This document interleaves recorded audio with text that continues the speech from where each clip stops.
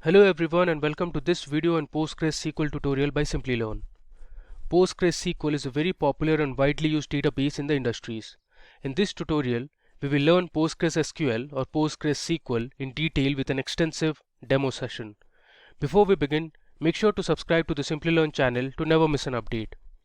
So in today's video, we will learn what PostgreSQL is and look at the history of PostgreSQL. We will learn the features of PostgreSQL and jump into performing PostgreSQL commands on the SQL Cell and pgadmin. This is going to be a long and interesting tutorial for those who want to learn SQL and PostgreSQL particularly. So let's begin by understanding what is PostgreSQL. PostgreSQL is an open source object relational database management system. It stores data in rows with columns as different data attributes. According to the DB Engine's ranking, PostgreSQL is currently ranked 4th in popularity amongst hundreds of databases worldwide. It allows you to store, process and retrieve data safely. It was developed by a worldwide team of volunteers. Now, let's look at the history of PostgreSQL. So in 1977 onwards, the Ingress project was developed at the University of California, Berkeley. In 1986, the Postgres project was led by Professor Michael Stonebraker. In 1987, the first demo version was released, and in 1994, a SQL interpreter was added to Postgres. The first PostgreSQL release was known as version 6.0 or 6.0 on January 29, 1997, and since then, PostgreSQL has continued to be developed by the PostgreSQL Global Development Group, a diverse group of companies and many thousands of individual contributors. Now, let's look at some of the important features of PostgreSQL. So PostgreSQL is the world's most advanced open source database and is free to download. It is compatible as it supports multiple operating systems such as Windows, Linux and Mac OS. It is highly secure, robust and reliable. PostgreSQL supports multiple programming interfaces such as C, C++, Java and Python. PostgreSQL is compatible with various data types. It can work with primitives like integers, numeric, string and boolean. It supports structured data types such as date and time, array and range. It can also work with documents such as JSON and XML. And finally, PostgreSQL supports multi-version concurrency control or MVCC. Now with this theory knowledge, let's look at the PostgreSQL commands that we will be covering in the demo. So we will start with the basic commands such as select, update and delete. We will learn how to filter data using where clause and having clause in SQL.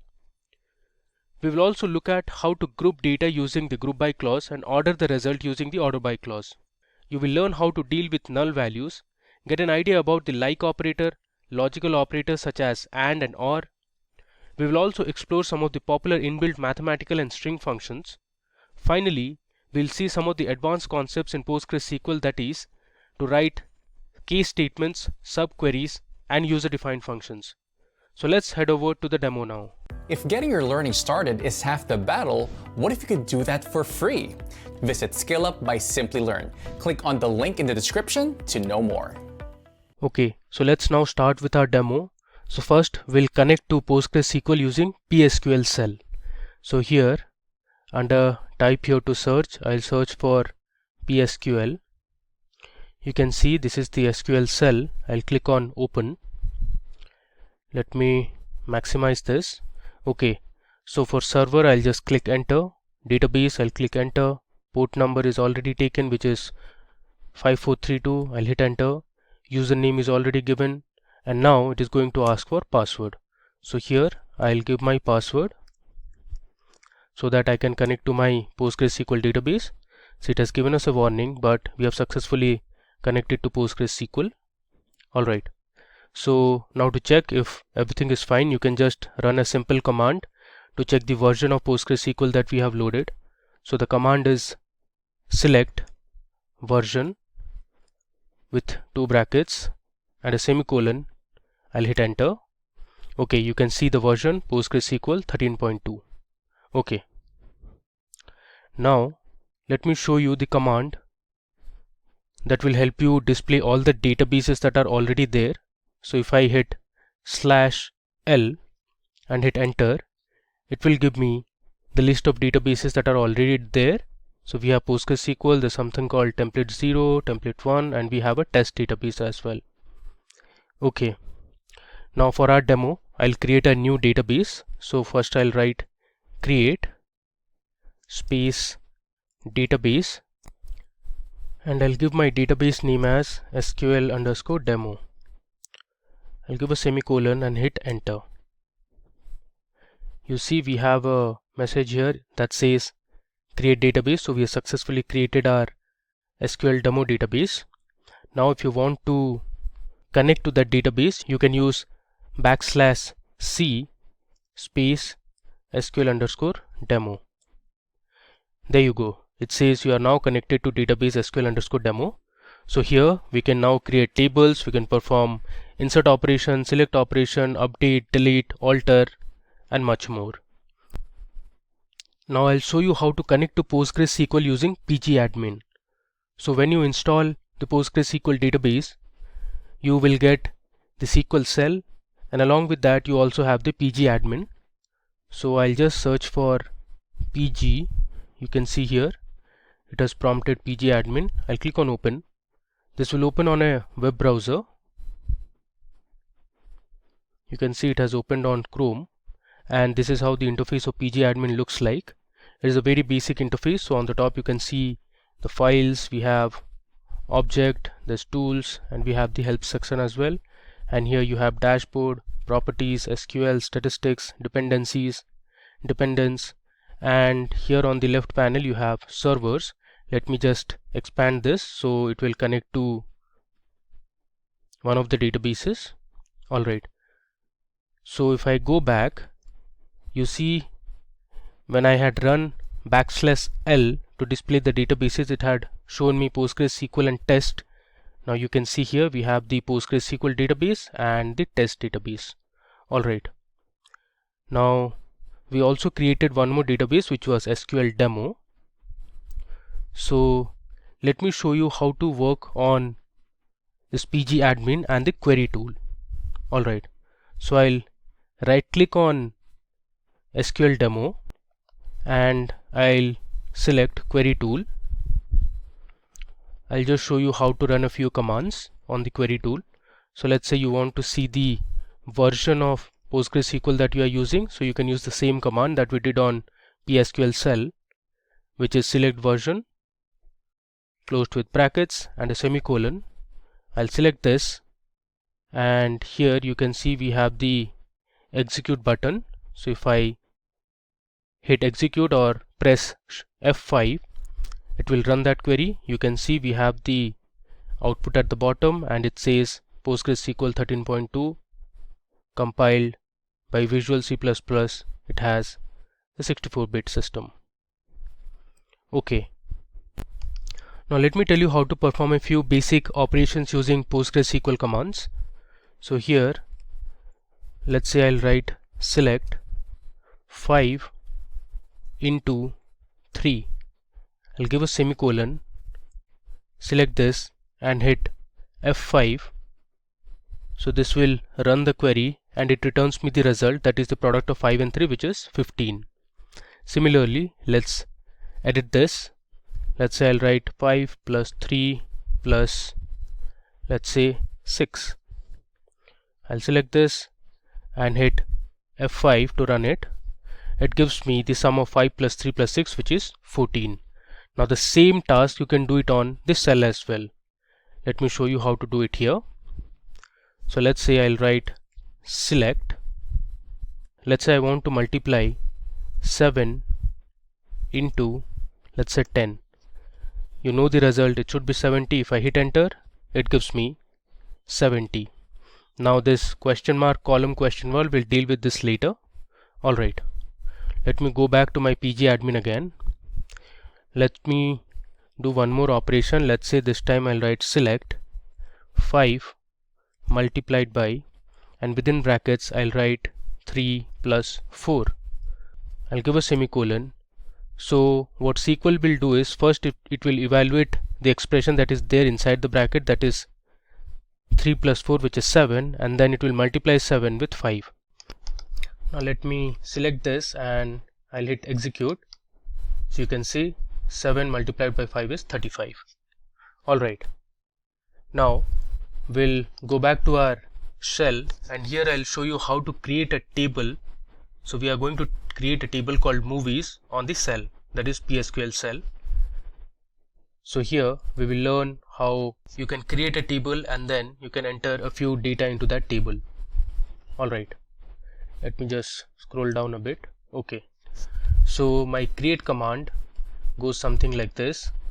So I'll write create table followed by the table name, that is movies. Next, my movies table will have a few columns. Let's say I want the movie ID. After the column name, we need to give the data type. So movie ID, I'll keep it as integer. So integer is one of the data types that is provided by PostgreSQL. Next, my second column in the table would be the name of the movie. So I'll write movie underscore name. So all the variables or the column name should be as per SQL standards. So there shouldn't be any space between the column names. So I have used underscore to make it more readable. So my movie name will be of type varchar or variable character or varying character, and I'll give the size as 40 so that it can hold 40 characters maximum. Next, my third column will have the genre of the movie. So I'll write movie underscore genre. Again, genre is of type varchar. I'll give the size as, let's say, 30. And my final and the last column will have the IMDb rating. So I'll write IMDb underscore ratings. Now the ratings will be of type real, since it can have floating or decimal point values. If I close the bracket, I'll give a semicolon and I'll hit enter. There you go. So we have successfully created a table called movies. Now let me go back to my pgadmin. Alright, so here I have my database, that is SQL demo. I'll just right click on this and click on refresh. Now let me go to schemas. I'll just scroll down a bit. Here under schemas we have something called as tables. Let me expand this. Okay, so you can see we have a table called movies in the SQL demo database now, and here you can check the columns that we have just added. So our movies table has movie ID, movie name, genre and ratings. Alright, now there is another way to create a table. The previous time we created using the SQL cell. Now I'll tell you how to create a table using the pgadmin. So here under tables, I'll right click and I have the option to create a table. So I'll select table. Okay, so it's asking me to give the name of the table. So this time we are going to create a table called students. So I'll write my table name as students. Alright, these will be default as it is. Now I'll go to the columns tab. So here you can create the number of columns that you want. So you can see on the right I have a plus sign. I'll just select this so that I can add a new row. So my first column would be, let's say, the student roll number. I'll write student underscore roll number. Again, the column name should be as per SQL standards. The data type I'm going to select is integer. Alright, now if you want you can give these constraints such as not null, so that student roll number column will not have any null values, and I'll also check primary key, which means all the values will be unique for roll numbers. Alright, now if you want to add another column, you can just click on that plus sign, and let's say this time I want to give the student name as my second column. So I'll write student underscore name. Student name will be of type, let's say, character varying. If you want to give the length, you can specify the length as well, let's say 40. I'll click on the plus sign again to add my final column. The final column would be gender. So gender, I'll keep this time as type character. Okay, now you can click on save, so that will successfully create your students table. There you go. So here on the left panel you can see earlier we had only one table, that was movies, and now we have two tables. So one would be added, that was students. So if I expand this under columns, you can see we have the three columns here: student roll number, student name, and gender. You can also check the constraints. It will tell you if you have any constraints. So you can see it says students roll number, there's one primary key. Alright, now let me run a select statement to show the columns that we have in the movies table. So I'll write select star from movies, give a semicolon, and let me execute this.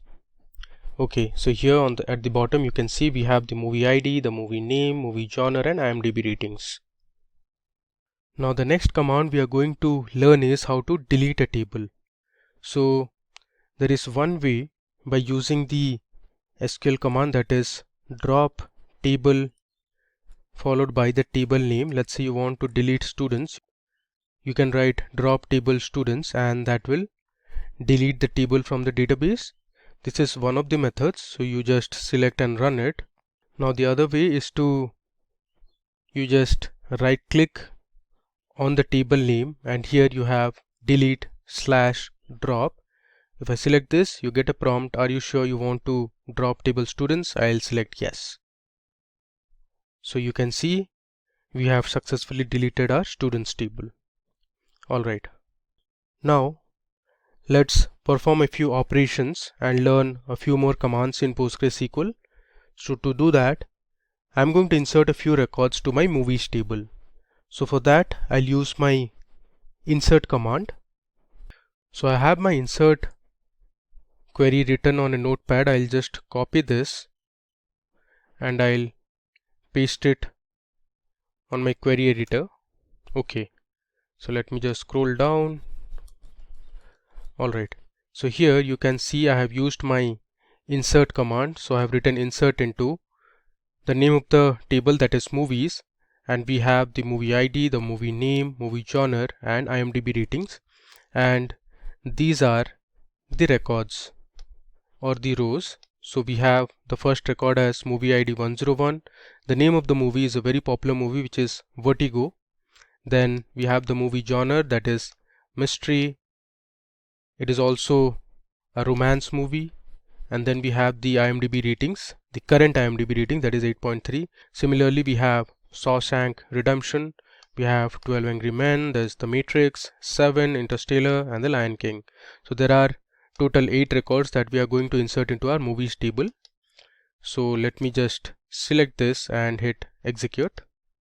Okay, you can see it has returned successfully 8 records.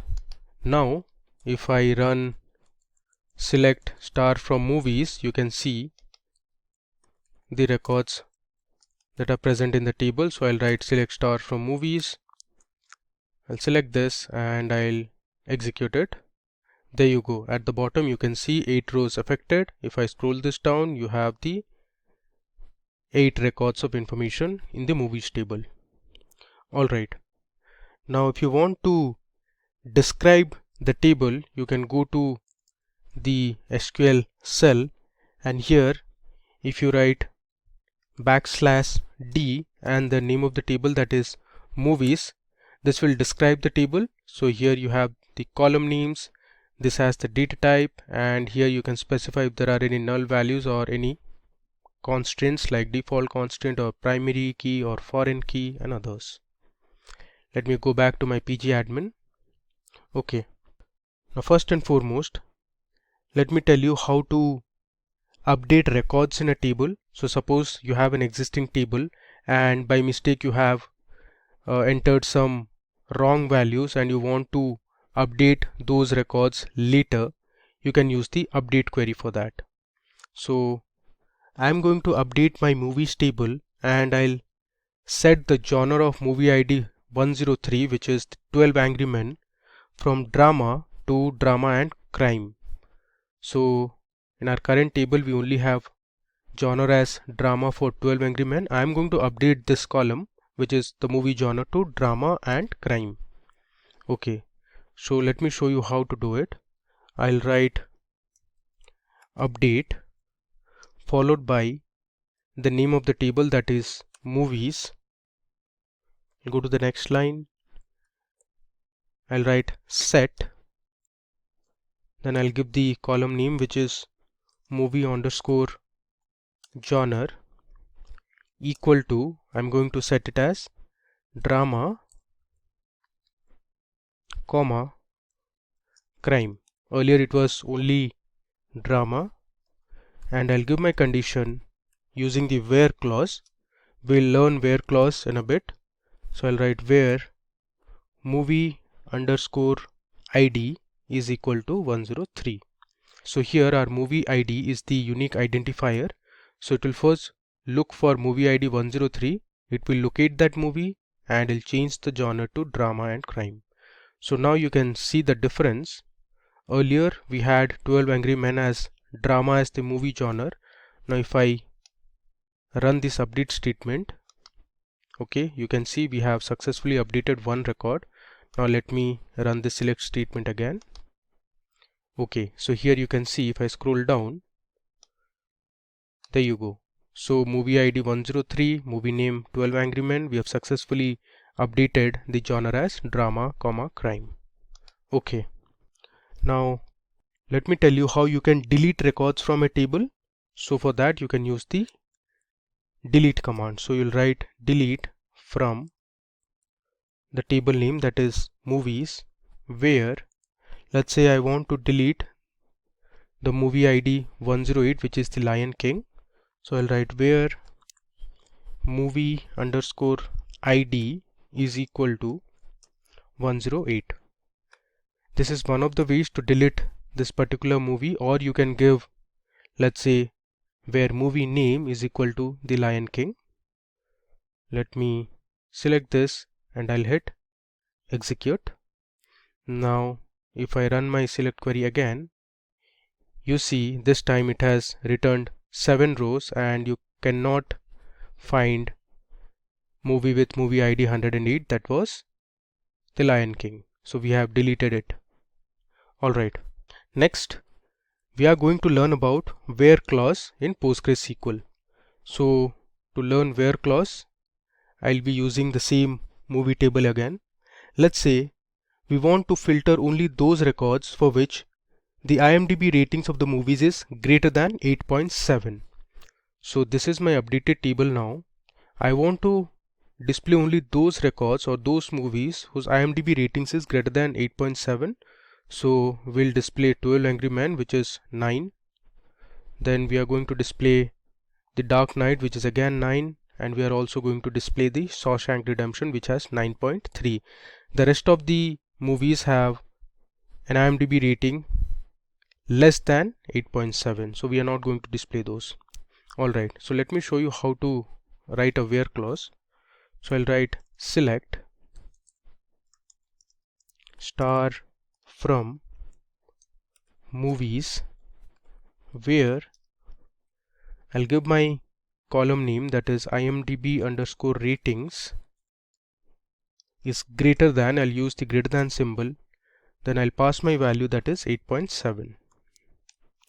I'll give a semicolon and let's run it. I'll hit F5. There you go. So we have returned the Shawshank Redemption, The Dark Knight and 12 Angry Men because only these movies had IMDb ratings greater than 8.7. Okay. Now let's say you want to return only those movies which have IMDb ratings between 8.5 and 9. So for that I am going to use another operator called between along with the where clause. So let me show you how to use between with where clause. I'll write select star from movies where, my IMDb underscore ratings is between, I'll write 8.5, I'll give an AND operator, and 9.0. So all the movies that are between 8.5 and 9.0 ratings will be displayed. So let's select this and I'll run it. There you go. So we have returned The Dark Knight, The Matrix, The Seven, Interstellar, and we have the 12 Angry Men. So a few of the records that we missed out were, I think, Vertigo, which has 8.3, and there's one more. Alright. Now moving ahead, let's say you want to display the movies whose movie genre is action. You can see in our table we have a few movies whose genre is action movie. So you can do that as well. I'll write select star from movies where the movie genre, I'm writing this time in one line. You can break it into 2 lines as well. I'll write movie underscore genre, which is my column name, equal to, I'll give within single quotes action. Now why single quote? Because action is a string, hence we need to put it in single quotes. If I run this, there you go. So we had one movie in our table whose movie genre was action, that is The Dark Knight. Okay. Now you can also select particular columns from the table by specifying the column names. Now here in all the examples that we saw just now, we are using star. Now star represents, it will select all the columns in the table. If you want to select specific columns in the table, you can use the column names. So you can specify the column names in the select statement. Let me show you. Let's say you want to display the movie name and the movie genre from the table. So you can write select movie underscore name, comma, I'll give the next column as movie underscore genre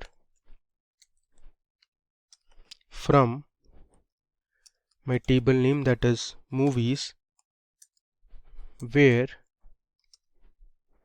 let's say the IMDb underscore ratings is less than 9.0.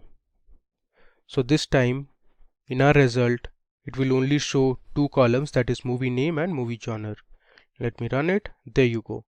So these are the movie names and the movie genres you can see that have an IMDb ratings less than 9.0. Alright. Like how you saw the between operator, there is one more operator that you can use with the where clause, that is the in operator. So the in operator works like a or clause or an or operator. So let's say I want to select all the columns from my movies table where the IMDb ratings is in 8.7 or 9.0. If I run this, it will display only those records whose IMDb ratings is 8.7 or 9.0. Alright, so up to now we have looked at how you can work on basic operations in SQL, like your mathematical operations. You saw how a select statement works. We created a few tables, then we inserted a few records to our tables. We saw how you can delete a table from your database, and we have performed a few operations like update, delete, and we saw how a where clause works. Now it's time to load a employee CSV file or a CSV dataset to PostgreSQL. So I'll tell you how you can do that. But first of all, before loading or inserting the records, we need to create an employee table. So let me first go ahead and create a new table called employees in our SQL underscore demo database. So I'll write create table. My name of the table would be employees. Next, I'm going to give my column names. So my first column would be employee ID. So the employee ID will be of type integer. It is not going to contain any null values, so I'll write not null, and I'll give my constraint as primary key. So the employee ID, as you know, is unique for all the employees in a company. So once I write primary key, it will ensure that there are no repetition in the employee IDs. Okay, next I'll have my employee name. So my employee name is going to be of type varchar, and I'll give my size as 40. Okay, next we'll have the email address of the employee. Again, email address would be of type varchar and the size is 40 again. I'll give another comma. This time we'll have the gender of the employee. Gender is again varchar of size, let's say 10. Okay, now let's include a few more columns. We'll have the department column. So I'll write department varchar, let's say the size is 40. Then let's say we'll have another column that is called address. So the address column will have the country names of the employees. Address is also varchar. And finally we have the salary of the employee. Salary, I'm going to keep it as type real. So real will ensure it will have decimal or floating point values. Okay, so now let me select this create table statement and execute it. Alright, so we have successfully created our table. If you want, you can check by using select star from employees. Let me select this and I'll hit execute. Alright, you can see we have our employee ID as primary key. There's employee name, email, gender, there's department, address and salary. But we don't have any records for each of these columns. Now it's time for us to insert a few records to our employees table. Now to do that, I'm going to use a CSV file. So let me show you how the CSV file looks like. Okay, so now I am on my Microsoft Excel sheet, and on the top you can see this is my employee data.csv file. Here we have the employee ID, the employee name, email, gender, there's department, address and salary. Now this data was generated using a simulator, so this is not validated, and you can see it has a few missing values. So under email column we have a few employees who don't have an email ID. Then you can see under department also there are some missing values here as well. Alright, so we'll be importing this table or the records present in this CSV file onto PostgreSQL. Alright, so here in the left panel under tables, let me right click and first refresh this. There you go. So initially we had only movies table, and now we also have the employees table. Now what we need to do is I'll right click again, and here you see we have the option to import or export. Let me click on this, and I don't want to export, I need to import, so I'll switch on import. Alright, now it is asking me to give the file location. So let me show you how to get the file location. So this is my file location actually. So my Excel file, which was this, is present in my E drive under the data analytics folder. I have another folder called PostgreSQL, and within the PostgreSQL folder I have my CSV file, that is employee data.csv. So I'll just select this. You can either do it like this or you can browse and do. Okay, now my format is CSV. Next, I'm going to select my headers as yes, and then let me go to columns and check if everything is fine. Alright, so I have all my columns here. Let's click on OK. You can see I have a message here which says import _ export. Alright, so here you can see successfully completed. We can verify this by using select star from employees again. If I run this, alright, let me close this. There you go, it says 150 rows affected, which means we have inserted 150 rows of information to our employees table. You can see we have the employee ID, these are all unique. We have the employee name, the email, we have the address and the salary. Let me scroll down so that, okay, you can see we have 150 rows of information. That means we have 150 employees in our table. Okay, now we are going to use this employees table and explore some advanced SQL commands. Now there is an operator called distinct. So say if I write select address from employees, this is going to give me 150 address of all the employees. There's some problem here, I did a spelling mistake. There should be another D. If I run this again, our query will return 150 rows. You can see we have the different country names under address, that is Russia, we have France, there's United States, we have Germany, okay, and I think we have Israel as well. Yeah. Now suppose you want to display only the unique address or the country names, you can use the distinct keyword before the column name. So if I write select distinct address from employee, it will only display the unique country names present in the address column. If I run this, see, it has returned us 6 rows of information. So we have Israel, Russia, Australia, United States, France and Germany. Alright, now as I said, there are a few null values which don't have any information. So you can use the isNull operator in SQL to display all the null values that are there. Suppose I want to display all the employee names where the email ID has a null value. So I'll write select star from employees where email is null. So this is another way to use your where clause. If I select and run this, there you go. So you see here, for all these employee names, there was no email ID present in the table.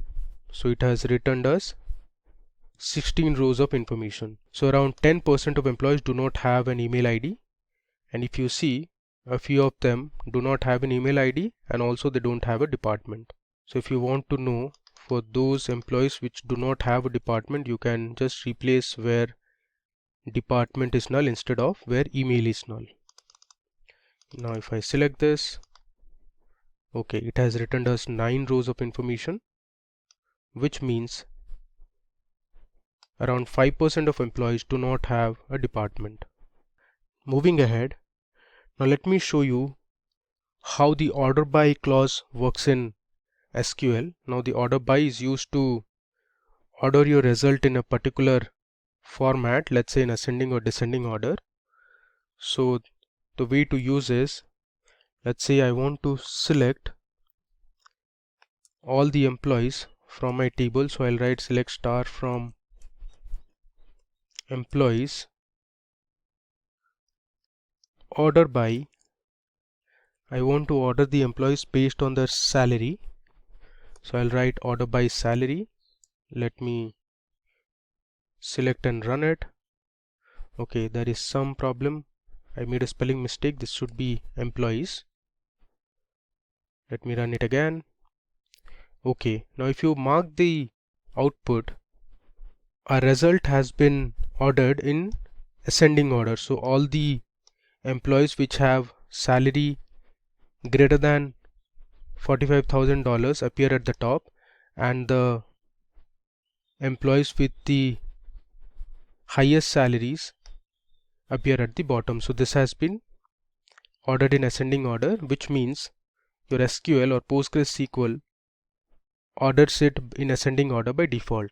Now let's say you want to display the salaries in descending order so that all the top ranking employees in terms of salary appear at the top. So you can use the DESC keyword, which means descending. If I run this, you can see the difference now. So all the employees with the highest salary appear at the top, while those with the lowest salaries appear at the bottom. So this is how you can use an order by clause. Okay, so now I want to make a change in my existing table. So here if you see, under the address column we only have the country names, so it would be better if we change the name of the address column to country. So I want to rename a column. You can do this using the alter command in PostgreSQL. So let me show you how to rename this column, that is address. So I'll write alter table followed by the table name, which is employees. Then I'm going to use rename column address. I'll write to, I want to change it to country.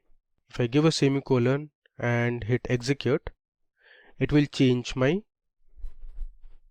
column name to country. Now you can verify this. If I run the select statement again, there you go. Earlier it was address column and now we have successfully changed it to country column. Okay, let me come down. Now it's time for us to explore a few more commands. So this time I'm going to tell you how an AND and an OR operator works in SQL. So you can use the AND and OR operator along with the where clause. So let's say I want to select the employees who are from France and their salary is less than $80,000. So let me show you how to do it. I'll write select star from employees where I'm going to give two conditions. So I'll use the AND clause or the AND operator here. I'll write where country is equal to France. Now mark here, I'm not using address because we just updated our table and changed the column name from address to country. So I'll write country equal to France, and my next condition would be my salary needs to be less than $80,000. I'll give a semicolon. Let me run this. Alright, so it has returned 19 rows of information. You can see all my country names are France and the salary is less than $80,000. So this is how you can use or give multiple conditions in a where clause using the AND operator. Now let's say you want to use the OR operator, and let's say you want to know the employees who are from country Germany, or the department should be sales. So I'll write select star from employees where country is equal to Germany, and instead of AND I'm going to use OR. Their department should be sales. Okay, now let's see the output. I'll hit F5 this time to run it. Alright, so we have 23 rows of information now. Let me scroll to the right. You can see either the country is Germany or the department is sales. You see one of them in the table. So here for the first record the country was Germany, the second record the department was sales, again sales, again for the fourth record the country is Germany. So this is how the OR condition works. So if one of the conditions are true, it will return the result. It need not be that both the conditions should satisfy. Now in PostgreSQL there is another feature that is called limit. So PostgreSQL limit is an optional clause on the select statement. Now this is used as a constraint which will restrict the number of rows written by the query. Suppose you want to display the top 5 rows in a table, you can use the limit operator. Suppose you want to skip the first 5 rows of information and then you want to display the next 5, you can do that using limit and offset. So let's explore how limit and offset works. I'll write select star from employees let's say I'll use my order by clause. I'll write order by salary, let's say in descending, and limit it to 5. This is going to display the top 5 employees which have the highest salary. If I run this, there you go. You see it has given us 5 rows of information, and these are the top 5 employees that have the highest salary. Okay, so this is one method of, or one way of using the limit clause.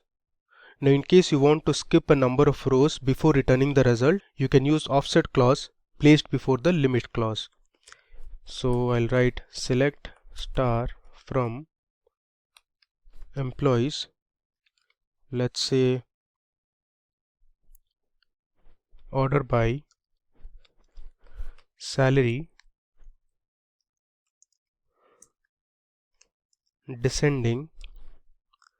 This time I'm going to use limit 5 and offset 3. So what this query will do is it will skip the first 3 rows and then it will print the next 5 rows. If I run this, there you go. So this is how the result looks like. Okay. Now there is another clause which is called fetch. Let me show you how that works. I'll copy my previous SQL query. I'll paste it here, and here after descending I'm going to write fetch first 3 row only. So my fetch is going to give me the first 3 rows from the top. There you go. It has given us the first 3 rows, and you can see the top 3 employees that have the highest salary, since we ordered it in descending order of salary. Alright. You can also use the offset along with the fetch clause. I'll copy this again and let me paste it here. Now after descending I am going to write offset, let's say 3 rows, and fetch first 5 rows only. So what this SQL query is going to do is it will skip the first 3 rows of information and then it is going to display the next 5 rows. It is going to work exactly the same as we saw for this query. Let me run it. There you go. So these are the first 5 rows of information after excluding the top 3 rows. Alright. We have another operator that is called as like in PostgreSQL. So like is used to do pattern matching. So suppose you have a table that has the employee names. You forgot the full name of an employee, but you remember the few initials. So you can use the like operator to get an idea as to which employee name it is. Now let's explore some examples to learn how the like operator works in PostgreSQL. So suppose you want to know the employees whose name starts with A. So for that you can use the like operator. Let me show you how to do it. So I want to display the employee name, and let's say I want to know their email IDs from the table name, that is employee, where since I want to know the employees whose name starts with A, so I'll write employee name like. Now to use the pattern is within single quotes I'll write A and then followed by percentage. Now this means the employee name should have an A in the beginning, and percentage suggests it can have any other letter following A, but in the beginning or the starting should be A. If I run this, so there is an error here. The name of the table is employees and not employee.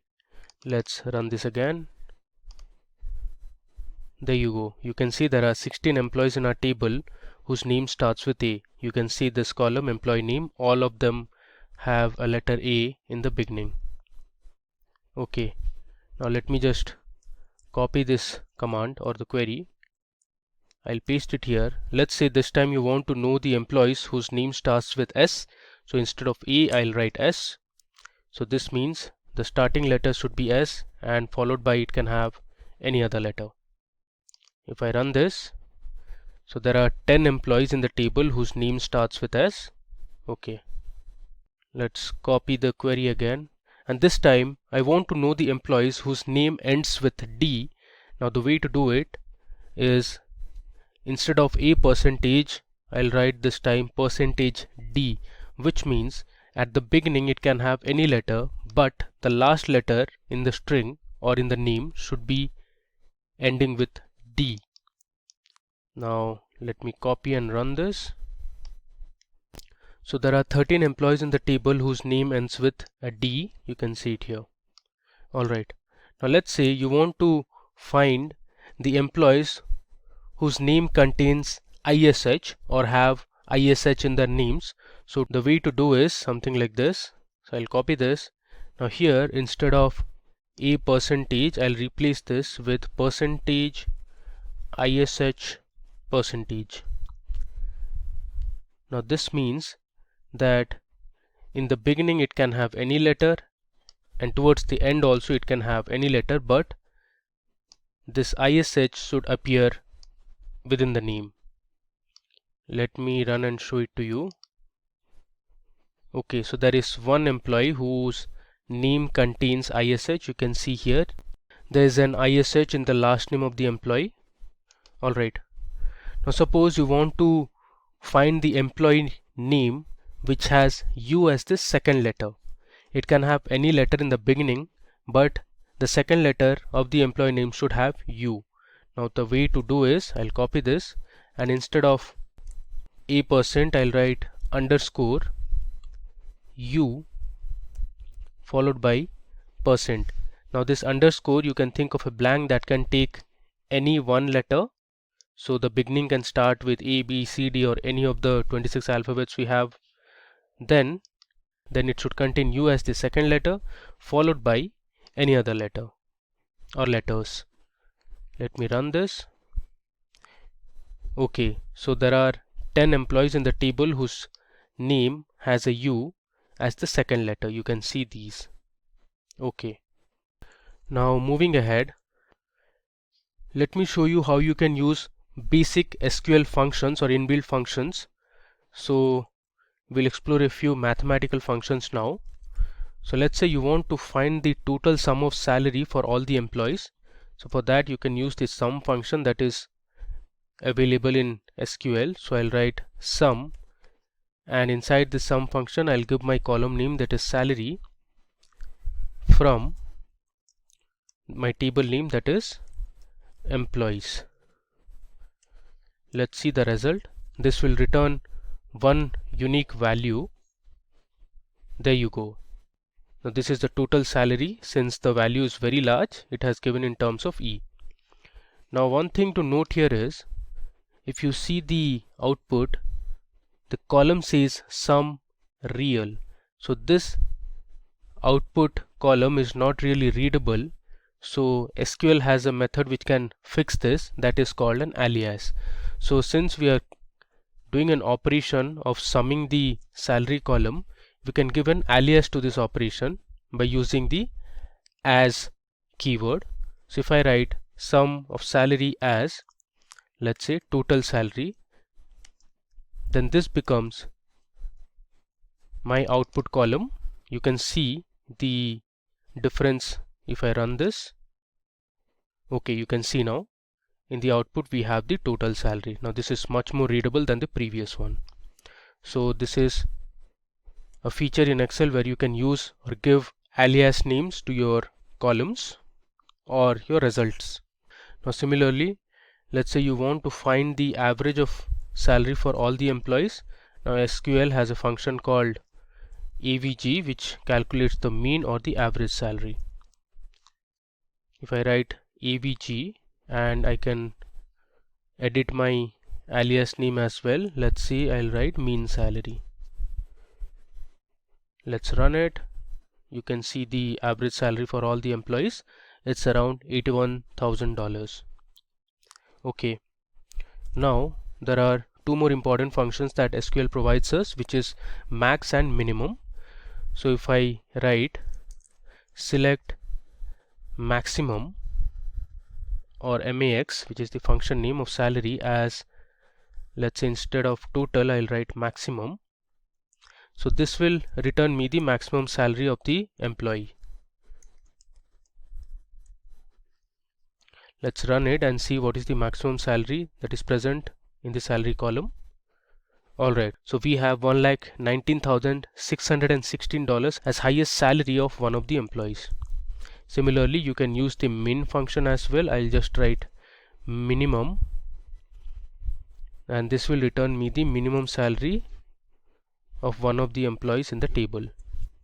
I'll replace the alias name as minimum. Okay, now run it. This will give me the minimum salary that is present in our table. So it is $45,685. Okay. Now let's say you want to find the count of department in the employees table. You can use the count function.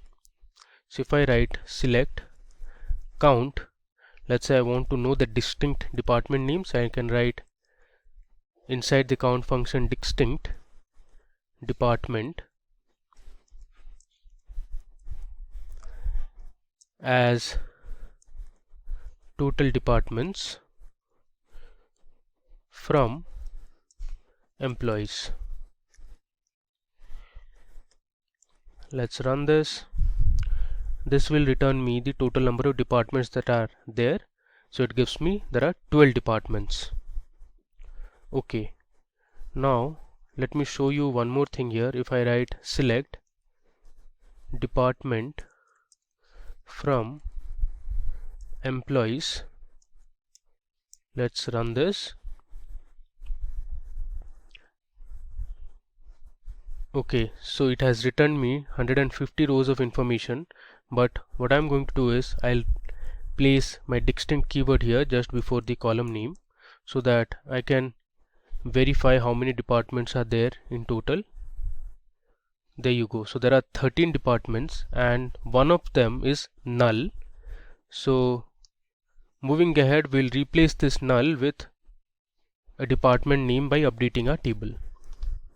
Okay, so now let's update our department column.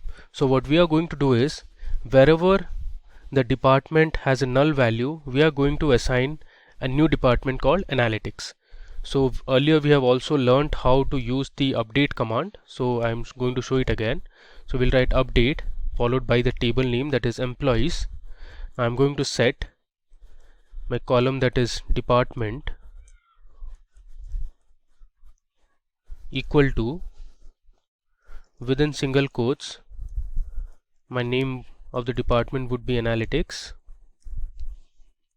where department is, I'll say null. So wherever the department has a null value, we'll replace those information with department, that is analytics. Let's run this. You can see query returned successfully. Now let's say I'll run this command again, and this time you can see the difference. There you go. So we have 13 rows of information and there is no null department now. We have added a new department, that is analytics.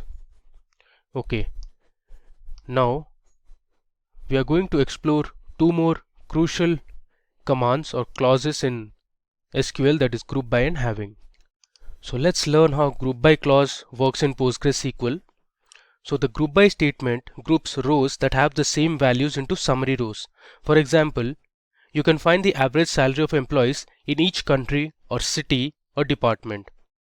So the group by clause is used in collaboration with the select statement to arrange identical data into groups. So suppose you want to find the average salary of the employees based on countries, you can use the group by clause. So let me show you how to do it. I'll write select.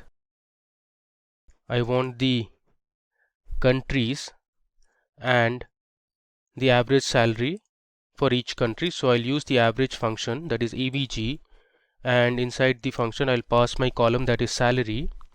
I'll give an alias name as, let's say, average underscore salary, from my table name, that is employees.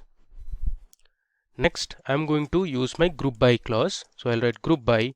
Since I want to find the average salary for each country, so I'll write group by country name. Let's give a semicolon and let me run it. I'll use F5. There you go. So here on the left you can see the country names. We have Israel, Russia, Australia, United States, France and Germany. And on the right, the second column, you can see the average salary for each of these countries. Now you can also order the result in whichever way you want. Suppose you want to arrange the results based on the average salary, so you can use the order by clause after the group by clause. So I'll write order by. Here you can use the alias name, that is average salary.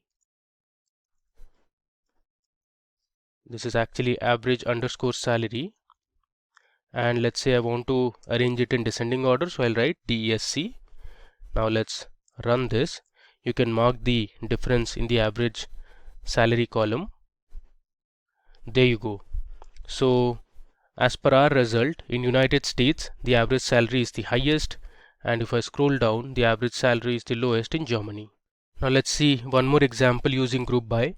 Suppose this time you want to find the maximum salary of male and female employees. You can do that too. So let me show you how to do it. So I'll write select. This time we want to find the maximum salary based on gender. So I'll select my gender column, comma, and this time I'll use my max function. Since I want to find the maximum salary for male and female employees, I'll give an alias name as maximum underscore salary from my table, that is employees, group by, I'll write gender.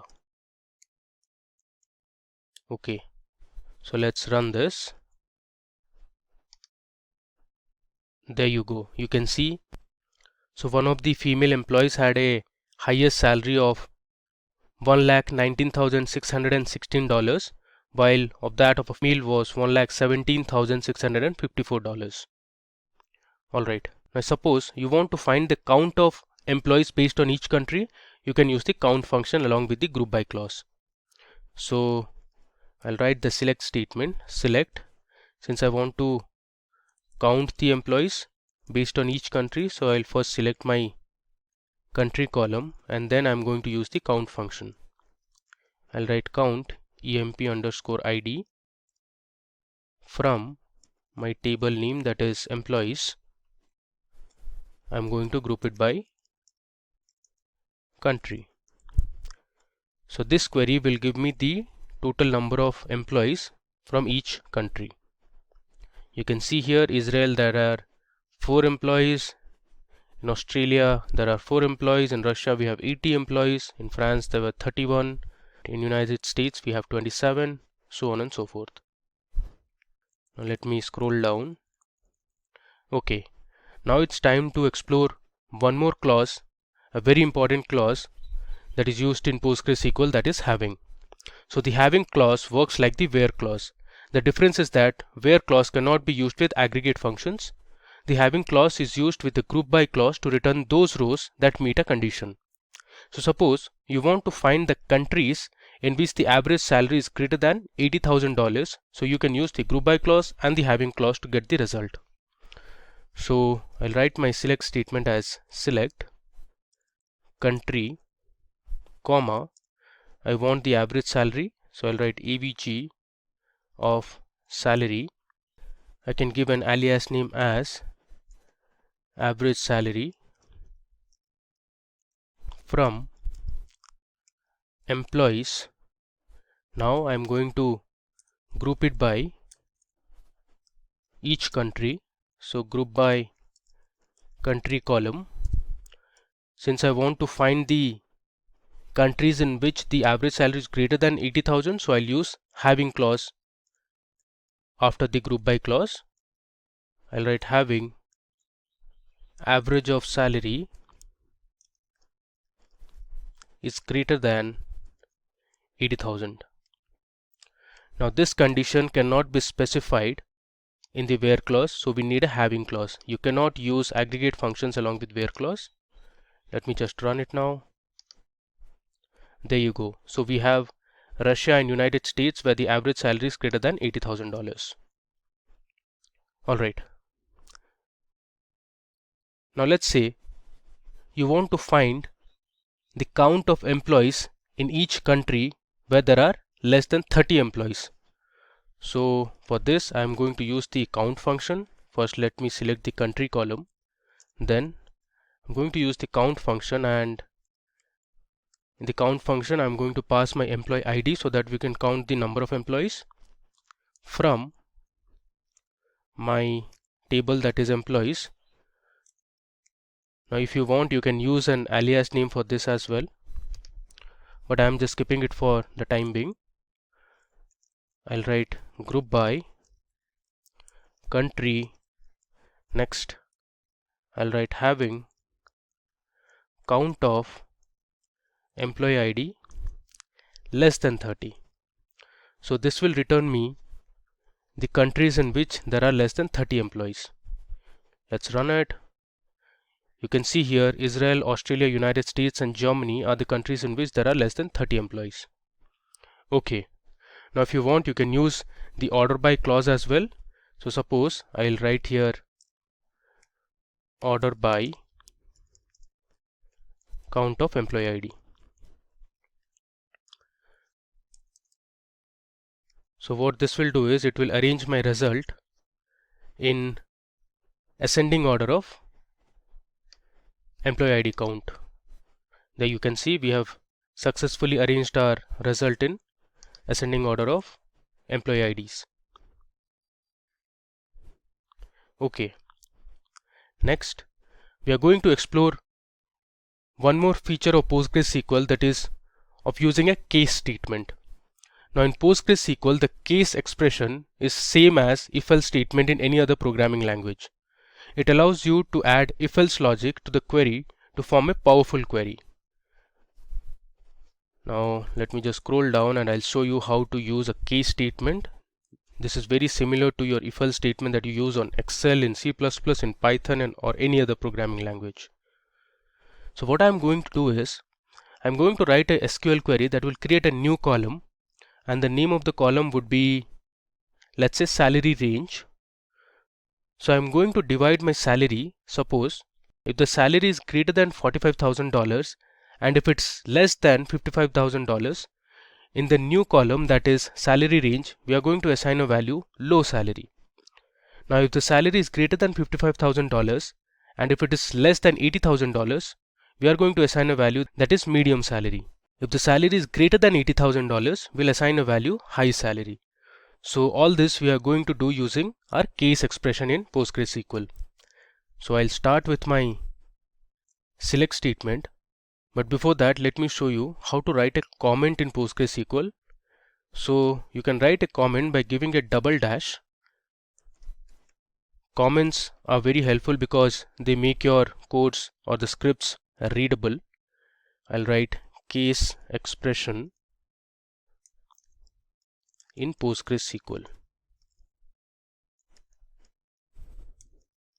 Similarly, if you want, you can go to the top and let's say here you can write with double dash having clause. Okay, let's come down. So I'll write my select statement as select. I want the department, the country and the salary column.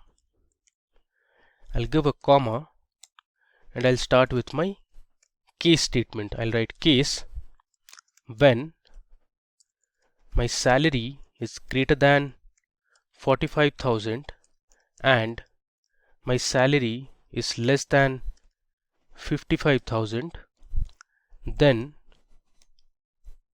the result would be within single quotes I'll write low salary. So this is exactly like an if-else condition. Next, I'll write another case when salary is greater than 55,000 and salary is less than, let's say, 80,000, then the result would be medium salary. And finally, I'll give my last condition, that is when salary is greater than 80,000, then the result will be high salary. Let me write this in a single line, then high salary. Now one thing to remember, in PostgreSQL the quotes are insensitive, so you can write your select statement in capital, in lowercase, or in sentence case. Similarly, I can write case as small c, or you can write as capital C. Alright, now moving ahead, after this I am going to write end. I'll give an alias name as salary range. Now this is going to be my new column in the output. Let me just come down. After this we need to give our table name from employees. I'll order it by salary descending. Okay, so what I'm going to do here is I'll first select department, country and salary column from my employees table, and then I'm creating a new column, that is salary range, and I'm specifying the range. So I have three conditions here, for low salary, for medium salary and high salary. So let's run this and see the output. There you go. Here you can see we have added a new column known as salary range, and we have ordered our salary in descending order, so all the highest salaries appear at the top. If I just scroll down, you can see we have medium salaries here, and if I scroll down further, you can see these low salaries. So case statements are really useful when you want to create a new column based on some conditions in the existing table. Alright, now moving ahead, we are now going to see how to write subqueries in PostgreSQL. So subqueries, we write a query inside another query, which is also known as nested query. So suppose we want to find the employee name, department, country and salary of those employees whose salary is greater than the average salary. So in such cases you can use subqueries. Now let me show you how to write a query inside another query. First I'll write the select statement. I am going to select the employee name, comma, I want the department, comma, I also want to display the country name and the salary from the employees table, where my salary should be greater than the average salary. So after this where salary greater than, I am going to use brackets and write my subquery, that is select average salary from employees. Now let me break it down for you. So first we are going to select the average salary from the employees. So this particular SQL statement will find the average salary from the table. We will compare this average salary with salaries of all the employees. So whichever employee has the salary greater than the average salary will display their names, the department, country and their original salary. So if you want, you can run this statement as well. Let me select this statement and run it for you. You can see we have written the average salary of all the employees, which is nearly $81,466. So we want the salaries of the employees to be greater than this average value. So let me run this and see how many employees have a salary greater than the average salary. There you go. So we have around 75 employees whose average salary or whose salary is greater than the average salary. Alright, now moving ahead, this time I'm going to tell you how to use some inbuilt functions. We'll learn some inbuilt mathematical functions and string functions that are available in PostgreSQL. So I'll just give a comment. There's another way to write a comment. Instead of a double dash, you can use the / an asterisk, and inside the asterisk you can write, let's say, SQL functions, and you need to close this, so I'll give another asterisk and a /. So this is also a comment in PostgreSQL. Alright, so first of all we'll explore a few math functions. So there is a function called ABS which is used to find the absolute of a value. So if I write select ABS of, let's say, -100, it is going to return me +100 or just 100, because as you know, the absolute of any value will remove the negative sign involved in that value. There you go. So our original input was -100, the absolute of -100 is +100. Next, let's see another function that is called greatest. So the greatest function in PostgreSQL will return the greatest number in a range of numbers. So suppose I write select greatest. Inside the greatest function, I'll pass in a few numbers, let's say 2. I'm just randomly passing a few numbers, let's say 4, 90, let's say 56.5, and let's say 70. I'll give a semicolon. Let me run this. You will see the greatest function will return the greatest integer value or greatest number that is present in the range of numbers that we have provided. So in this case, 90 was the largest number or the greatest number, so we got the result as 90. Again, you can use an alias for each of these statements. Now, like greatest, we also have a function called least, which is going to return the least number present in a range of numbers.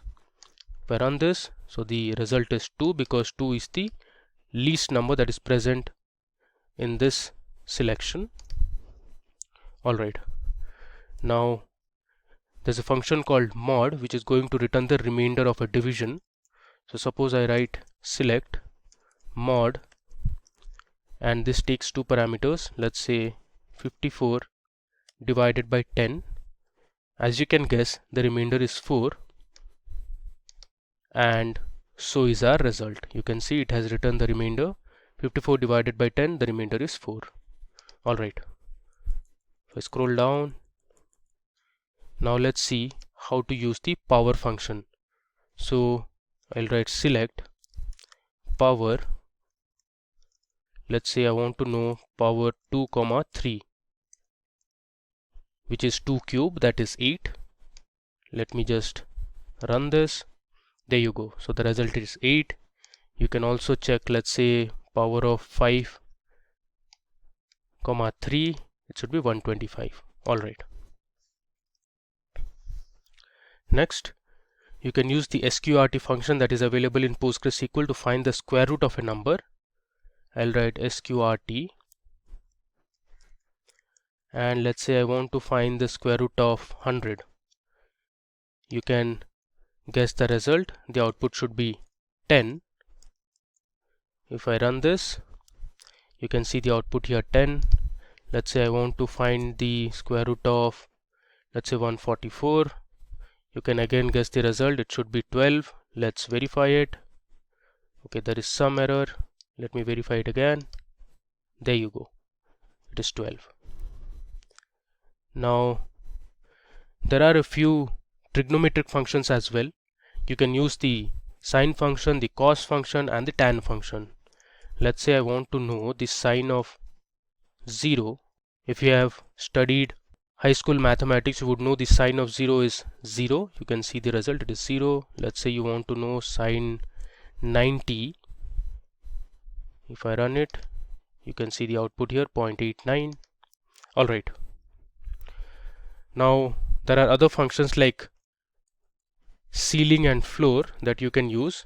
So let me show you what the ceiling and floor function does. I'll write ceiling. Let's say I'll pass my floating value as 6.45 and let me run it. You can see the ceiling function returns the next highest integer, that is 7 in this case, since the next highest integer after 6.45 is 7. Let's see what the floor function does, and let me run it. As you can see, the floor function returns the next lowest integer, that is 6 in this case, or the nearest lowest integer to any provided decimal value. Okay. Now that we saw how to use mathematical functions, there are a few string functions available in PostgreSQL. So let's explore them as well. I'll write string functions. Okay. We'll scroll down. Cool. There's a function called character length that gives you the length of a text string. Suppose I write select, give the function as character length, and inside this function I'm going to pass in a text. Let's say India is a democracy. This is my text. Let me run this. Okay, you can see the result here, which is 20, since there are 20 characters in my string that I have provided. Alright, now there's another function called concat in PostgreSQL. So concat is basically used to merge or combine multiple strings. So I'll write select concat,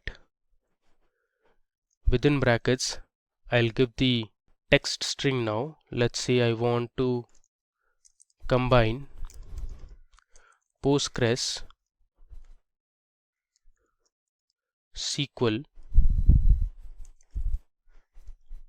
I'll give a space, comma, I want to merge PostgreSQL is, I'll give another comma and write my final word, that is interesting. Now what we have done is, inside the concat function we have passed in separate strings, and now using the concat function we want to merge the three strings. Let's see what the result is. I'll run it. Alright, let me just expand this. You can see here we have concatenated the three strings successfully, so the output is PostgreSQL is interesting. Okay. Now there are functions like left, right and mid in PostgreSQL. So what the left function does is, it will extract the number of characters that you specify from the left of a string. Let's say I'll write select left and I'll pass in my text string as India is a democracy. I'll copy this and I'll paste it here.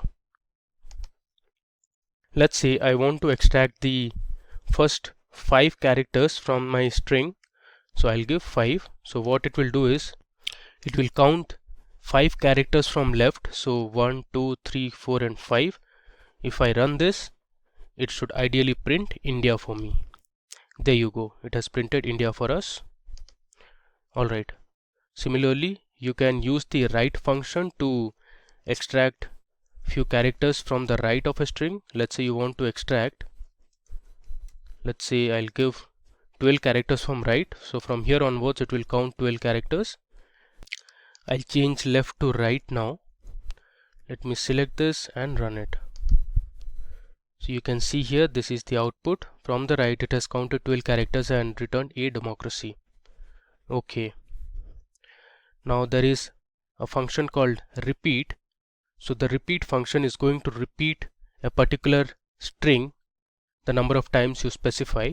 Let's say I want to select and use my repeat function,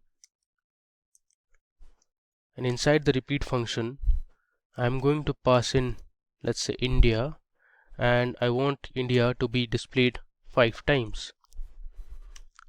I'll give a semicolon and run it.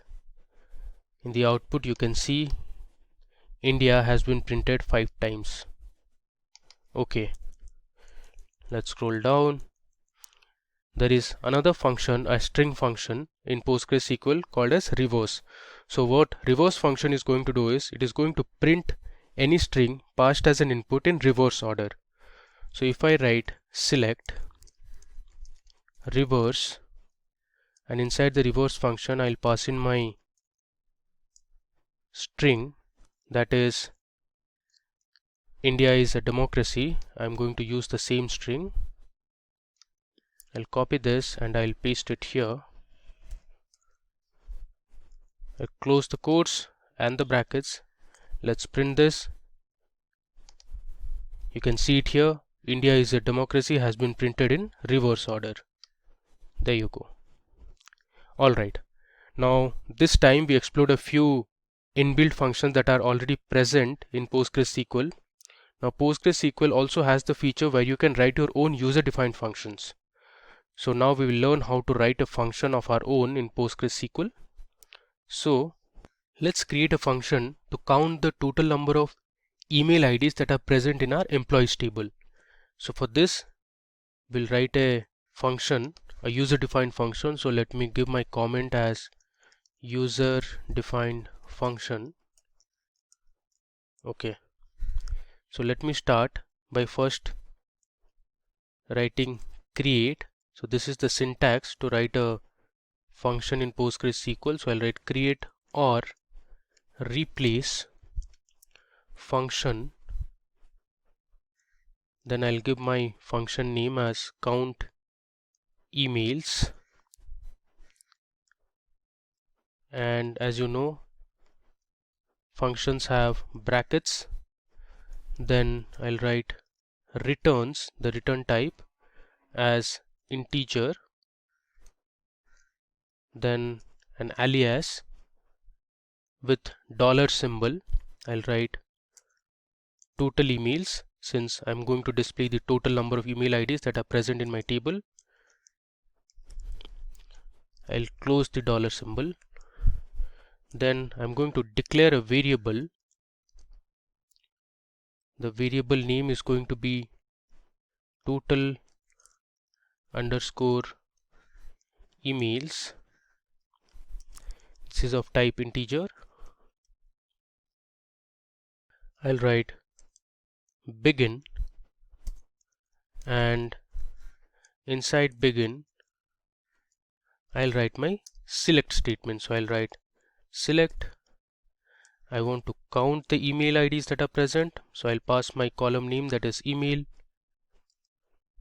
into total emails from my table name, that is employees.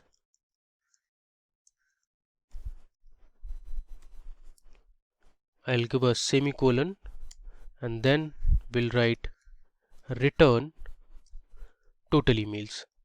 As you know, user-defined functions often return a value, so hence we have mentioned the return statement as well. And now I'm going to end my function. Then the next syntax would be, let me just scroll down. Okay, so here I'll give my dollar symbol again, followed by total underscore emails. Next I'll write my language as PostgreSQL.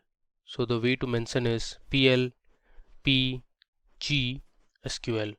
Let's give a semicolon and end it.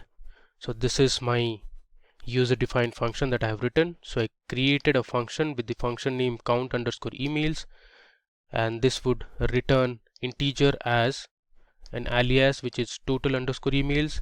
We declared that variable as an integer. Then we started with a begin statement that has my select statement, where I am selecting the count of email IDs that are present in the employees table, and I am putting the value into total underscore email. So I have used the into keyword, and this returns the result as total underscore emails, and I have ended. Let's run this. Okay, there is some problem. There is an typo, so this should be integer. Okay, let me run it once again. There you go. So you've successfully created a user-defined function. Now the final step is to call that function. Now to call this function, I'm going to use my select statement and the function name, that is count_emails. I'll give a semicolon. Let's execute this. There you go. So here you can see there are 134 email IDs present in our employees table. Now one thing to mark is there are total 150 employees in the table, but out of them 134 employees have email IDs, the rest of them don't have, so they would ideally have null values. Alright, so that brings us to the end of this demo session on PostgreSQL tutorial. Let me go to the top. We have explored a lot. So we started with checking the version of PostgreSQL. Then we saw how to perform basic mathematical operation, that is to add, subtract, multiply. Then we saw how to create a table that was movies. We inserted a few records to our movies table. Then we used our select clause. We updated a few values. Then we deleted one row of information. Then we learned how to use the where clause. We learned how to use the between operator. We also learned how to use the in operator. Let me scroll down. We created a table called employees, and then we learned how the distinct keyword works. We also learned how to use isNull with where clause. We learned about the order by clause. We saw how to alter or rename a column. Then we explored a few more examples on where clause. We learned about and OR operator. Then we learned how to use limit and offset, as well as the fetch operator or the fetch keyword in PostgreSQL. Moving further, we learned about the like operator in SQL, which was used to perform pattern recognition or pattern matching, you can say.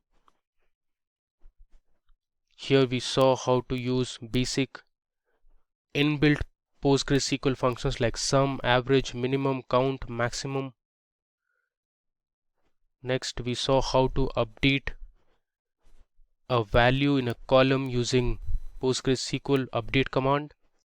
We learned how to use group by. Then we learned how to use having clause. Then we learned how to use case expressions in PostgreSQL. So we saw how case expression is similar to our if-else in any other programming language. We explored a few mathematical and string functions, and finally we wrote our own user-defined function. So that brings us to the end of this tutorial on PostgreSQL. Now if you want to get this SQL file that we have used in the demo, you can give your email IDs in the comment section and our team will share this SQL file with you over email. If you have any questions, please feel free to put them in the comment section. Thank you for watching and keep learning. Hi there, if you like this video, subscribe to the Simplilearn YouTube channel and click here to watch similar videos. To nerd up and get certified, click here.